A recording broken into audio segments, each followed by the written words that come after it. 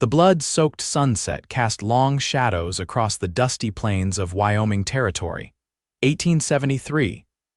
As Sophia Turner curled up against the base of a weathered oak tree, her thin dress doing little to shield her from the cooling evening air.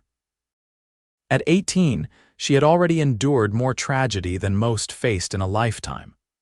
Her stomach growled fiercely, a painful reminder that it had been 2 days since she'd eaten anything substantial.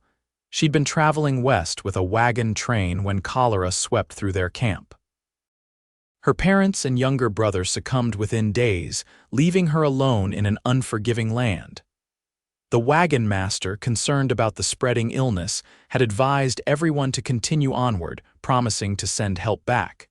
That was 3 days ago. No help had arrived. Sophia wiped her tear-stained face with the back of her hand, smearing dirt across her cheeks. Her auburn hair hung in tangled strands around her face, and her once fine blue dress was now tattered and filthy. The family's money and valuables had been stolen while she slept fitfully beside her parents' fresh graves. Now, completely alone and destitute, exhaustion finally claimed her, and she collapsed onto the hard ground, weeping until sleep took her. Brock Thomas pulled his hat lower against the fading light. He'd been tracking a small herd of Mustangs for the better part of 2 days, and his patience was wearing thin. As ranch foreman for the Lazy R, he was responsible for breaking and training new stock, and these wild horses would make fine additions if he could just get them corralled. At 25, Brock was already well respected throughout the territory. His skill with horses was unmatched, and his calm, fair-minded approach to ranch management had earned him the loyalty of the ranch hands under his supervision. His broad shoulders and strong hands spoke of years of hard labor, while the quiet intensity in his hazel eyes hinted at depths few bothered to explore. Deciding to make camp for the night, Brock guided his Palomino stallion, Ranger, toward a small creek he knew ran through this section of land. As they approached the water, Ranger suddenly stopped, ears pricked forward alertly. "What is it, boy?" Brock murmured, reaching for the rifle in his saddle holster. Outlaws weren't uncommon in these parts, and a lone traveler made an easy target. Ranger snorted and took a tentative step forward. That's when Brock saw a small figure crumpled beneath an oak tree near the creek bank. From a distance, she looked like nothing more than a bundle of rags, but as he drew closer, he could make out the form of a young woman. Dismounting quickly, Brock approached with caution. "Miss, are you all right?" When she didn't respond, he knelt beside her. Her face was streaked with dirt and tears, and her breathing was shallow. Gently, he touched her shoulder, and she startled awake, scrambling backward in fear. "Easy now," he said softly, raising his hands to show he meant no harm. "I'm not going to hurt you." Sophia stared at the stranger with wide, frightened eyes. The man before her was tall and broad-shouldered, with a weathered face that spoke of years under the sun. His clothes were dusty from the trail, but his eyes held kindness she hadn't expected. Who are you?" She managed, her voice hoarse from crying and thirst. "Name's Brock Thomas, miss. I'm foreman at the Lazy R Ranch about 15 miles east of here." He reached for his canteen. "Here, have some water." Sophia accepted the canteen with trembling hands, drinking greedily until he gently pulled it away. "Not too much at once," he cautioned. "You'll make yourself sick." "Thank you," she whispered, wiping her mouth with her sleeve. "I'm Sophia Turner." "What are you doing out here alone, Miss Turner? These parts aren't safe for anyone traveling solo, especially not a young woman." Tears welled in her eyes again as she explained about the wagon train, the cholera outbreak, and her family's deaths. Brock listened silently, his expression grave. "I'm mighty sorry for your loss," he said when she'd finished. "But you can't stay out here. Night's coming and there are wolves and other dangers." "I have nowhere to go," Sophia admitted, fresh tears spilling down her cheeks. Brock considered her for a moment, then stood and offered his hand. "The ranch where I work is a decent place. The owner, Mrs. Reynolds, is a good woman. She might have some work for you, and at the very least, she'll give you a hot meal and a safe place to sleep tonight." Sophia hesitated, unsure whether to trust this stranger, but what choice did she have? She was alone, hungry and defenseless. With a small nod, she placed her hand in his and allowed him to help her to her feet. When she stood, her legs buckled beneath her. Brock caught her before she fell, concern etching deep lines around his eyes. "When's the last time you ate something, Miss Turner?" "2 days ago, some jerky and hardtack." Brock's jaw tightened. Without another word, he gently lifted her into his arms and carried her to his horse. Sophia was too weak to protest as he settled her in his saddle, then swung up behind her. "Lean back against me if you need to," he said, his voice gruff with an emotion she couldn't identify. "It's a bit of a ride to the ranch." As they rode through the gathering darkness, Sophia found herself relaxing against Brock's solid chest. His arms encircled her as he held the reins, and for the first time in days she felt safe. "Thank you," she murmured, her eyes growing heavy with exhaustion. "Just rest now," he replied softly. "You're safe." When they arrived at the Lazy R Ranch, lanterns illuminated the main house and bunkhouse. Several ranch hands looked up curiously as Brock rode in with Sophia. "Everything all right, boss?" called one of the men. "Found this young lady stranded out by Cottonwood Creek," Brock explained. "Her family died of cholera on the trail west. I'm taking her to see Mrs. Reynolds."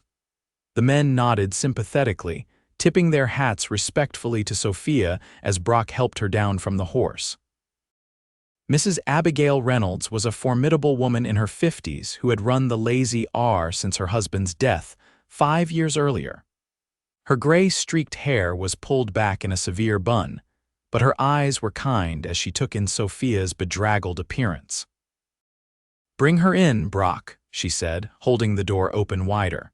"Poor thing looks half dead." Inside, the warmth of the kitchen enveloped Sophia like a blanket. Mrs. Reynolds bustled about, preparing a bowl of stew while Brock explained the situation. "You'll stay here tonight," Mrs. Reynolds declared once she'd heard the tale. "And tomorrow we'll figure out what's to be done. I could use some help around the house if you're willing to work."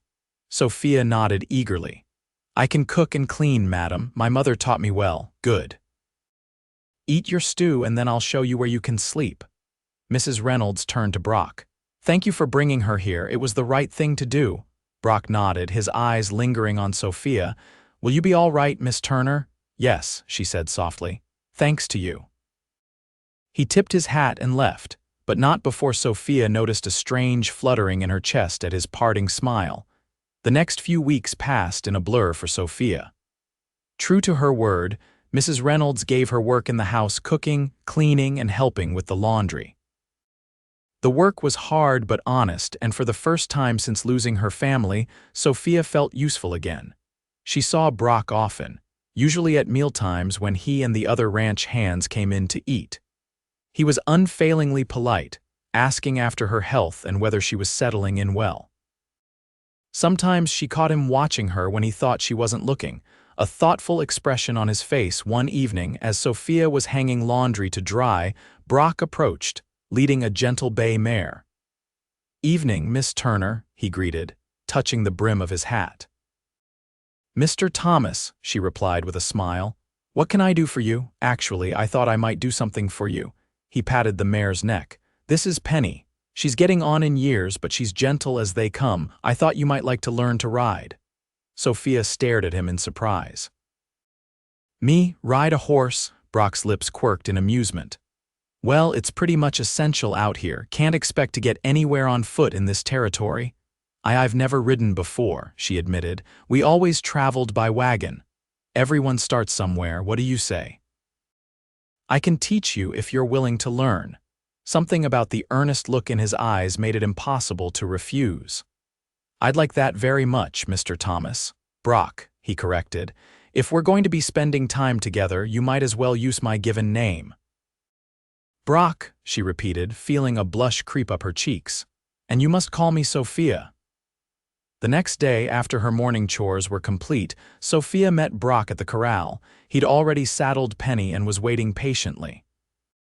"The most important thing is to let the horse know you're not afraid," he explained, guiding her hand to Penny's velvety nose.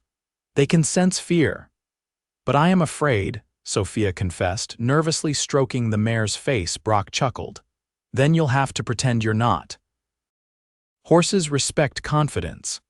For the next hour, he taught her the basics: how to mount, how to hold the reins, how to use her legs to guide the horse. By the end of the lesson, Sophia had managed to walk Penny around the corral several times without incident. "You're a natural," Brock praised as he helped her dismount. "Hardly," Sophia laughed, wincing at the soreness in her legs, "but thank you for teaching me." "Same time tomorrow?" he asked, his eyes hopeful. "I'd like that," she replied, feeling that strange flutter in her chest again. Their riding lessons became a daily routine, and with each passing day, Sophia grew more comfortable on horseback. She also found herself looking forward to the time spent with Brock. He was patient and kind, never condescending even when she made mistakes. As spring gave way to summer, Sophia's feelings for the quiet cowboy deepened. She found herself watching for him from the kitchen window, her heart racing whenever he rode in from the range. But she kept these feelings to herself, unsure if they were reciprocated and afraid of jeopardizing the friendship they'd built. One evening in late July, as a violent thunderstorm swept across the ranch, Sophia was helping Mrs. Reynolds prepare dinner when a ranch hand burst through the door, soaking wet and breathless. "Mrs. Reynolds. One of the colts got spooked by the lightning and broke through the fence. Brock went after it, but neither of them has come back, and this storm's getting worse." Mrs. Reynolds' face paled. "How long ago did he leave?" "More than 2 hours now, madam." Sophia felt her heart constrict with fear. The terrain around the ranch could be treacherous, especially in bad weather. "We need to organize a search party," Mrs. Reynolds decided, reaching for her shawl. "I'm going too," Sophia declared, already moving toward the door. "Child, you haven't been here long enough to know the land," Mrs. Reynolds protested.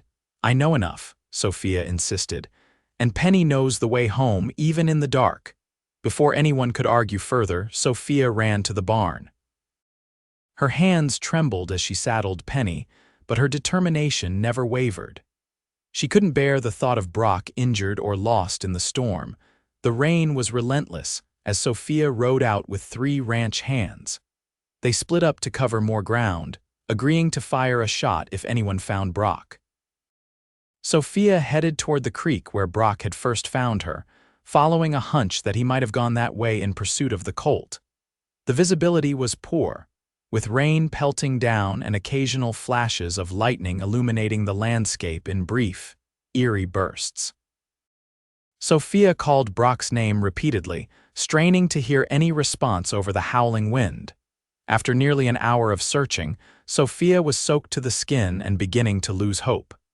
Then, during a brief lull in the storm, she heard a weak whinny. Following the sound, she found the missing colt huddled beneath an overhang of rock. "If you're here, where's Brock?" she murmured, dismounting to check the area. A low groan answered her question. In the next flash of lightning, she saw him. Brock was lying at the base of a steep incline, one leg bent at an unnatural angle. "Brock," she cried, scrambling down toward him. His face was pale with pain, but his eyes lit up at the sight of her. "Sophia, what in tarnation are you doing out here?" "Looking for you, you fool," she replied, kneeling beside him and brushing wet hair from his forehead. "What happened?" "Fell when the ground gave way," he grimaced. "Pretty sure my leg's broken. I sent the colt back, hoping someone would follow him, but he must have gotten scared again." Sophia fired her pistol into the air, the signal they'd agreed upon. "Help will come soon, just hold on." While they waited, she used her shawl to cushion his head and held his hand tightly. The intimacy of the moment wasn't lost on either of them. "You shouldn't have come looking for me," Brock said softly. "It's dangerous out here." "You came looking for me once," she reminded him.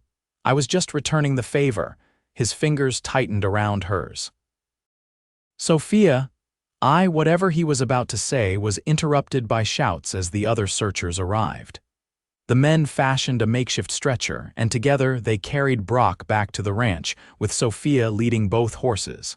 The next few weeks were difficult. Brock's leg was indeed broken, and the ranch doctor said it as best he could. Confined to bed, Brock grew restless and irritable, unused to inactivity.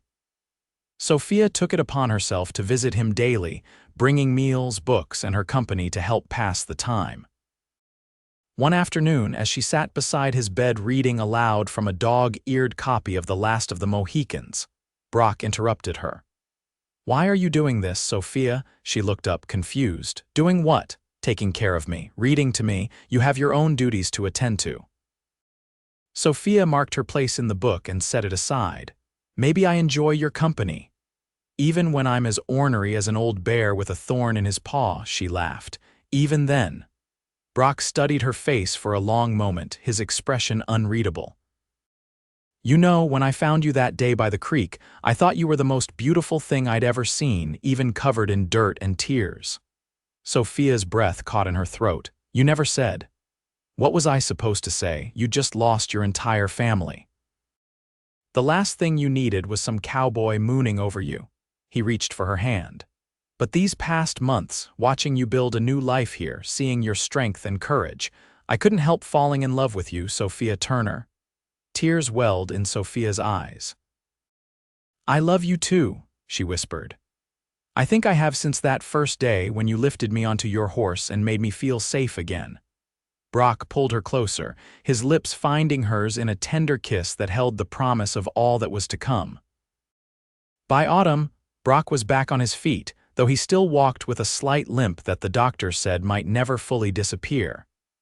It didn't stop him from resuming his duties as foreman, nor did it diminish Sophia's love for him.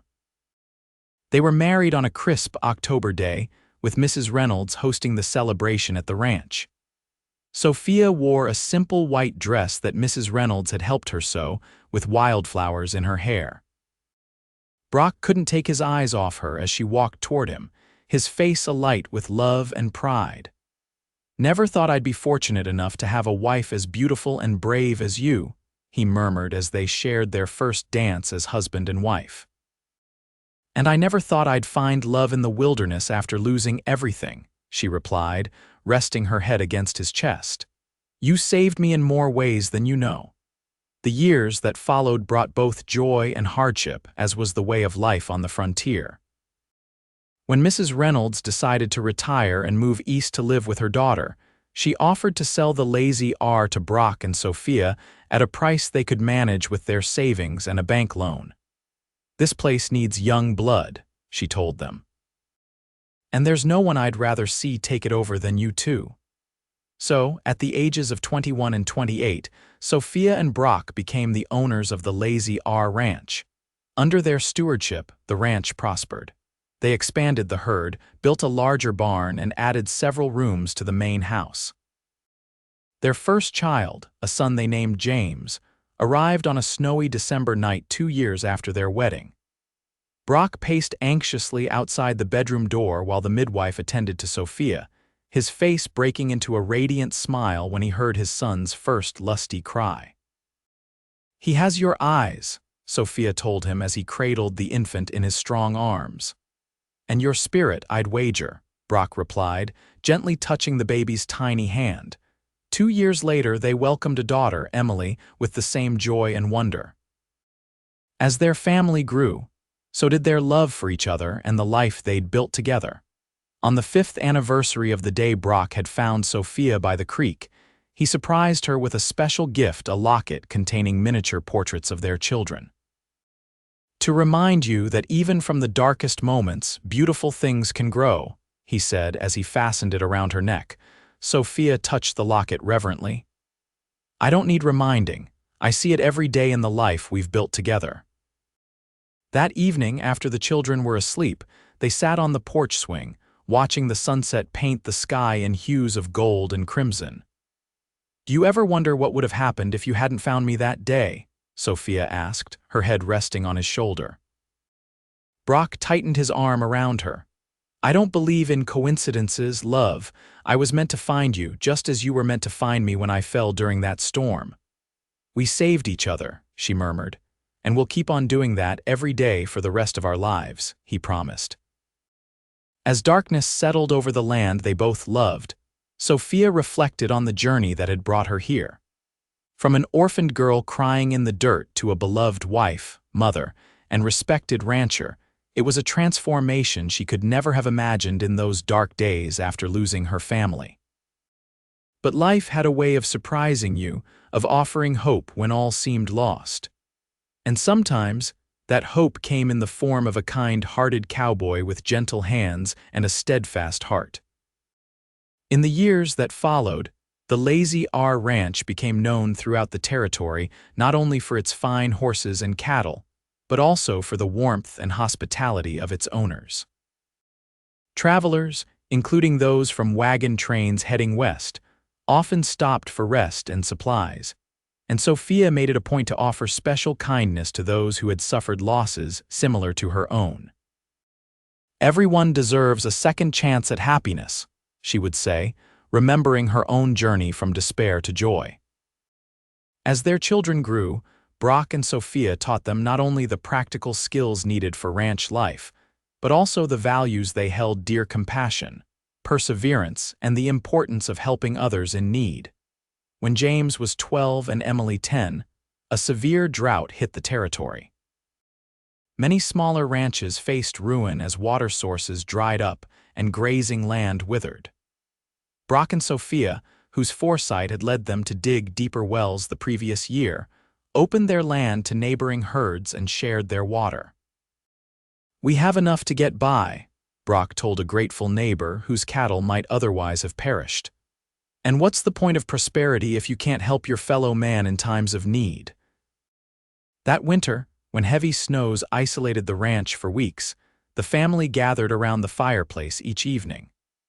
Brock would play his harmonica while Sophia told stories of her childhood in the East, and the children would listen wide-eyed to tales of a world so different from their own. "Tell us again how Papa found you," Emily would often request, though she'd heard the story countless times. And Sophia would recount that fateful day, embellishing certain parts for dramatic effect until Brock would chuckle and correct her. "Your mama makes it sound like I was some kind of hero," he'd say, winking at Sophia. "But truth is, I was just a lonely cowboy who stumbled upon the greatest treasure of my life." As the children grew older, they took on more responsibilities around the ranch. James showed a natural aptitude for working with horses, much like his father, while Emily revealed a sharp mind for business that would serve the ranch well in years to come. On their 15th wedding anniversary, Brock surprised Sophia with a trip back east to visit what remained of her family and aunt, and several cousins she hadn't seen since childhood. The journey was long and at times uncomfortable, but the joy on Sophia's face when she reconnected with her relatives made it worthwhile. "Thank you for giving me back a piece of my past," she told Brock as they boarded the train for the return journey. "Your happiness is all I've ever wanted," he replied, squeezing her hand. "That and maybe a few more grandchildren someday," Sophia laughed. "James isn't even courting anyone yet, give him time," Brock said with a knowing smile. "I've seen how he looks at the Hendersons' eldest daughter." Sure enough, within 3 years, James married Sarah Henderson, a spirited young woman who shared his love of horses and ranch life. Their wedding day was a joyous occasion that brought the entire community together for celebration. As Sophia watched her son pledge his love to his bride, she couldn't help but reflect on her own journey. From the depths of despair beside that creek so many years ago to this moment of pure joy, it was a path she could never have foreseen. Later that evening, as the celebration continued around them, Brock found her standing alone, watching the stars. "Penny for your thoughts, Mrs. Thomas," he said, slipping his arm around her waist. "I was just thinking about how differently my life might have turned out if you hadn't come along that day," she replied, leaning into his embrace. "I reckon we both got lucky," he murmured, pressing a kiss to her temple. "And our luck just keeps getting better." As they stood together under the vast Wyoming sky, surrounded by the fruits of their labor and love their thriving ranch, their children, and the community they'd helped build, Sophia knew with absolute certainty that from the darkest moments of her life had come her greatest blessings. And it had all begun with a cowboy who'd lifted an orphaned girl from the dirt and into his saddle, carrying her not just to safety, but to a future brighter than either of them could have imagined.